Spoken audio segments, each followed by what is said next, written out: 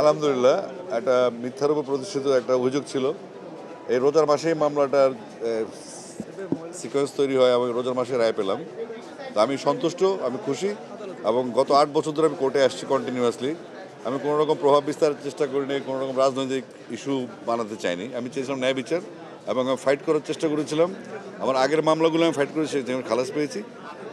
এর বেশি কিছু বলা সম্ভব না। আমার লার্নেড আমাদের প্রদীপ দা একদিন ধরে মানে আদালতের হচ্ছে গিয়ে আমি আর কিছু আমি আর খাচ্ছেন, এতে আসলে আদালতের প্রতি আপনার আস্থা ছিল কিনা এবং শেষ পর্যন্ত আইনি লড়াইটাই লড়ে গেছেন কিনা? দেখেন, আমি একজন আইনজীবী সন্তান, আমি জন্ম থেকে একজন আইনজীবী সন্তান। তো একজন আইনজীবী সন্তান হিসেবে আমি কোর্টের যে রুলস আছে এগুলো আমি প্রত্যেকটা প্রোটোকলে মেনে চলি, যে কারণে আমি কখনোই কোনো রায়ের পরে কথা বলিনি, আজকেও বলবো না। এবং আপনাদের অনুভূতির জন্য ধন্যবাদ। এবং দীর্ঘ 8টা বছর আমার ফ্যামিলি, আমার ফ্যান্স আর দেশের মানুষ যারা আমাকে ভালোবাসে তার একটু মনোকষ্ট ছিল।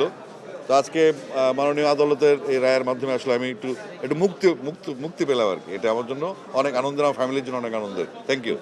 দীর্ঘ 8 বছর পরিশ্রমের পরে আজকে একটা কাঙ্ক্ষিত রায় আসছে। এই রায় মামলাগুলো, তার বিরুদ্ধে যতগুলো মামলা ছিল অধিকাংশ মামলাগুলো সবগুলোই মামলাই ছিল হয়রানি এবং ষড়যন্ত্রমূলক।